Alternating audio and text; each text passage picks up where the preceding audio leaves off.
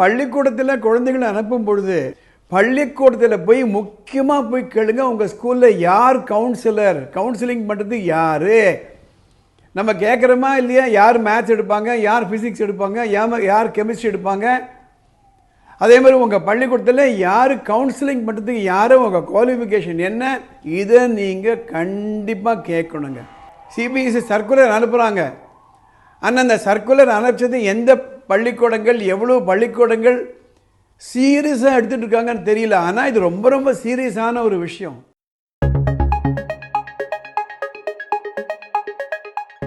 என் அன்பார்ந்தவர்களே, ஒரு interesting message அது மாதிரி எனக்கு ஃபோனும் பண்ணாங்க. Teacher working in private CBSE school. அவங்களுக்கு வந்து ஒரு பிரச்சனை வருது. என்ன பிரச்சனைன்னா, அவங்க கிளாஸில் படிக்கக்கூடிய ஒரு பாய் 5th ஸ்டாண்டர்ட் தான் இத்தனைக்கும். That boy goes and tells the மதர், அந்த குழந்தையுடைய அம்மாட்ட போயிட்டு, அம்மா அதே 5ஆம் கிளாஸில் இன்னொரு செக்ஷனில் இருக்கக்கூடிய கேர்ள் எனக்கு லவ் டார்ச்சர் கொடுக்குறா. Love torture. ஆச்சரியப்பட்டிருப்பீங்க, நீங்கள் பயப்படுவீங்க. ஆனால் எனக்கு வந்து இது ஆச்சரியமாகவோ பயமாகவோ இல்லை. ஏனென்றால் நானும் ராதா மேடமும் கிட்டத்தட்ட 30 ஆண்டுகள் திருவள்ளூரில் ஆரம்பிச்சேன் பள்ளிக்கூடத்தை ஆரம்பித்து 25 வருஷம் நடத்தி கொடுத்தோம். நாங்கள் அங்கே இருக்கிற வரையில் இது போன்ற இஷ்யூக்களை நாங்கள் ரொம்ப ரொம்ப கிரேஸ்ஃபுல்லாக, டீசெண்டாக, டாக்ட்ஃபுல்லாக ஹேண்டில் பண்ணோம். பல பள்ளிக்கூடங்களை ஹேண்டில் பண்ணுறாங்க இன்றைக்கு கூட.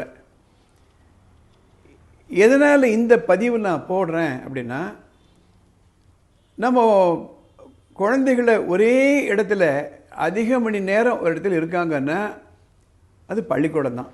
வீட்டில் ஒரு 10 மணி நேரம் 12 மணி நேரம் நம்ம நேரடி பார்வையில் இருக்கிறாங்க. ஆனால் காலையில் 9 மணியிலிருந்து 4:30 வரையில் பள்ளிக்கூடத்தில் தான் நம்ம குழந்தைகள் இருக்காங்க. அதனால் அவங்கள கண்ணும் கருத்துமாக பார்க்க வேண்டிய ஒரு தலையாய கடமை பள்ளி நிர்வாகத்திற்கு இருக்கிறது. நம்ம குழந்தை ரொம்ப ரொம்ப வேல்யூபிள்ங்க நமக்கு, இல்லைங்களா? ஏதோ ஒரு போஸ்ட் ஆஃபீஸுக்கு போகிறோம், இல்லை ஹாஸ்பிட்டலுக்கு போகிறோம், ஒருத்தர் பேனா கேட்குறாருன்னா நம்ம பேனா கவரை கட்டிட்டு தான் கொடுப்போம். ஏனென்றால் அது என்னுடைய பேனா, அது ஒரு ரொம்ப காஸ்ட்லியான பேனா இருந்தால் கொடுக்க மாட்டோம். எல்லாத்தோடைய காஸ்ட்லி நம்ம குழந்தைகள் தானே. அந்த குழந்தைகளை நம்ம எவ்வளோ ஜாக்கிரதையாக நம்ம ஒப்படைக்கிறோம். ஒரு ஆயாண்ட கொடுத்தா கூட எவ்வளோயோ யோசனை பண்ணி தான் அந்த ஆயாட்டை நம்ம கொடுப்போம், அவங்கள பற்றி ரெஃபரன்ஸ் எல்லாம் வாங்கிட்டு. ஸோ 5th ஸ்டாண்டர்டில் படிக்கிற ஒரு பையன் அம்மாண்ட வந்து இன்னொரு பெண்ணு ஒரு ஸ்டூடெண்ட்டு லவ் டார்ச்சர் கொடுக்குறான்னா இந்த சமுதாயத்தில் நம்ம குழந்தைகள் வளருகிறார்கள். அதற்காகத்தான் இந்த பதிவு நான் போடுறேன். என்ன செய்யணும் அப்படின்னு அந்த டீச்சர் கேட்குறாங்க. என்ன செய்யணும் அப்படின்னா, பள்ளி நிர்வாகம் அந்த 2 சம்பந்தப்பட்ட பேரண்ட்ஸையும் கூப்பிட்டு கவுன்சிலிங் பண்ணணும். அதனால தான் சிபிஎஸ்சி ஒவ்வொரு ஸ்கூல்லையும் ஒரு கவுன்சிலர் இருக்கணும்னு நிர்பந்தமாக கொண்டு வராங்க, கம்பல்சரி. ஆனால் அந்த கவுன்சிலர், அந்த கவுன்சிலிங் பண்ணக்கூடிய ஸ்டாஃப் திறமையாக இருக்காங்களா? Is she knowledgeable, is she experienced?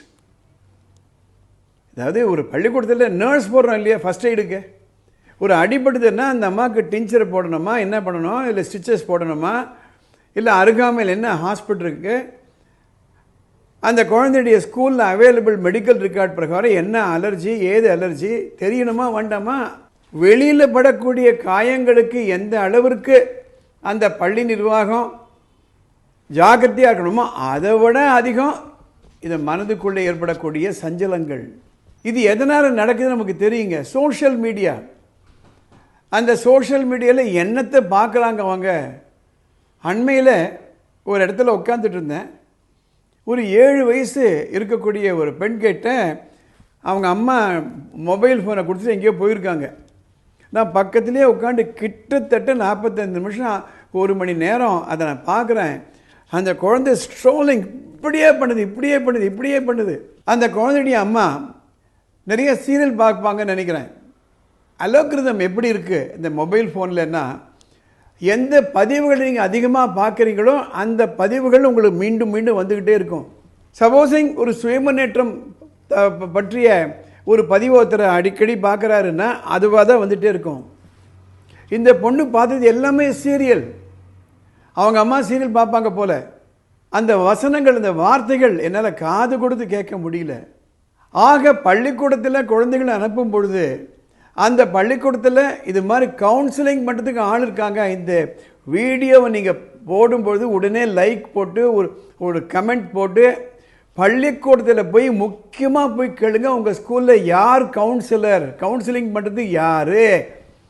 நம்ம கேட்குறோமா இல்லையா? யார் மேத்ஸ் எடுப்பாங்க, யார் ஃபிசிக்ஸ் எடுப்பாங்க, யார் கெமிஸ்ட்ரி எடுப்பாங்க? அதே மாதிரி உங்கள் பள்ளிக்கூடத்தில் யார் கவுன்சிலிங் பண்ணுறதுக்கு யார், உங்கள் குவாலிஃபிகேஷன் என்ன? இதை நீங்கள் கண்டிப்பாக கேட்கணுங்க. சிபிஎஸ்சி சர்க்குலர் அனுப்புகிறாங்க. ஆனால் அந்த சர்க்குலர் அனுப்பிச்சது எந்த பள்ளிக்கூடங்கள், எவ்வளோ பள்ளிக்கூடங்கள் சீரியஸாக எடுத்துகிட்டு இருக்காங்கன்னு தெரியல. ஆனால் இது ரொம்ப ரொம்ப சீரியஸான ஒரு விஷயம். இது போன்ற நிகழ்வுகள் நடக்கும் பொழுது அந்த 2 குழந்தையுடைய பெற்றோர்களை கூப்பிட்டு பேசணும். இது எனக்கு தெரியாது, நான் மார்க் தான் வாங்க வைப்பேன் அப்படின்னா, இந்த மன உளைச்சல், இது போன்ற பிரச்சனைகள், சாஃப்ட் இஷ்யூஸ் சால்வ் பண்ணக்கூடிய வசதி ஒரு பள்ளிக்கூடத்தில் இல்லைன்னா you are running a big risk. அது மட்டுமல்ல, பெற்றோர்ன்ற முறையில் உங்கள் குழந்தைகள் எதை பார்க்குறாங்க, எதை கேட்குறாங்க, அவங்க கையில் இருக்கக்கூடிய மொபைல் ஃபோனை அவங்க எப்படி யூஸ் பண்ணுறாங்க, அவங்க நண்பர்கள் எப்படி இருக்காங்க, இதெல்லாம் நீங்கள் தெரிஞ்சுக்கிடணும். அப்படி இல்லைன்னா it's going to be a big problem. This is a social issue, but this social issue will affect the education quality of the child. அதுக்காகத்தான் இந்த பதிவு நான் போடுறேன்.